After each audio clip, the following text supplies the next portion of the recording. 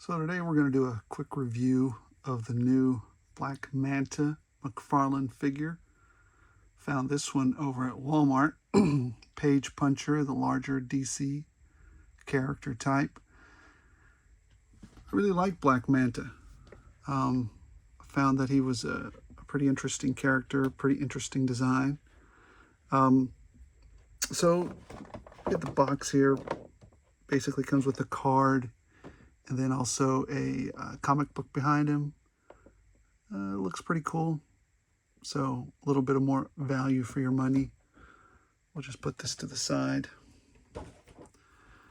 And then we have good old Black Manta. Usually McFarlane doesn't have great articulation, or, there's sometimes problems with his figures. This tends to look out of place, basically a diaper syndrome. But on this particular figure, it actually doesn't look that bad.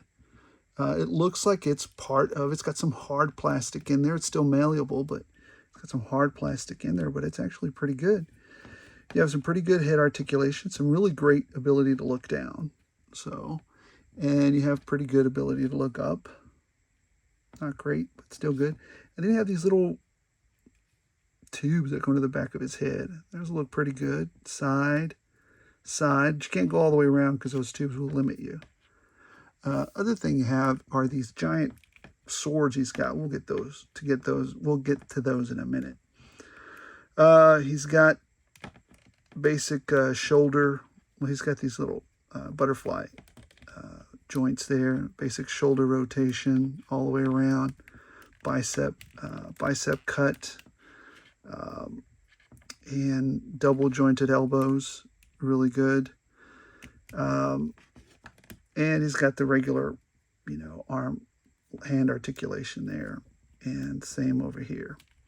He's got mid joint at the top part of his chest there, and he's got a midpoint articulation as well. So he really looking like he can do some really great poses. I mean, this is a spectacularly articulated figure. I really like it. It can kick up pretty good. Double jointed knees, you got the pins there. It's kind of unsightly, but not so bad because the black hides it. Double jointed. Standard articulation for, McFarlane. You got a little toe joint right there. The interesting part on these is that they can also do this, which I don't know if they're supposed to or not, but they can. So you can put him in some really ridiculously cool poses as he's going up to, maybe fight Aquaman or whatever. He's going to go do whatever pose you want to put him in. There he goes. He's off to the races. Or he could, maybe Aquaman is chasing him and he's trying to propel away, right? Pretty cool.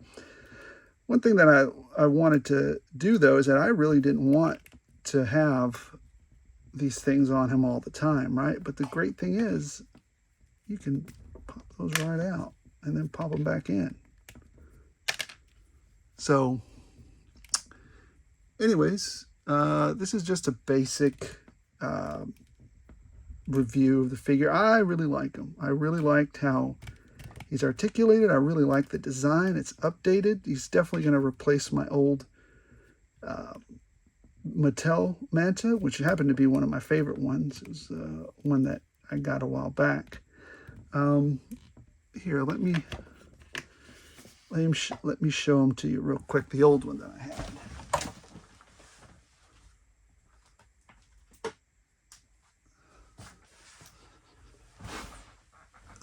So maybe he won't replace him, but gosh, this one was really great too. He's actually less articulated.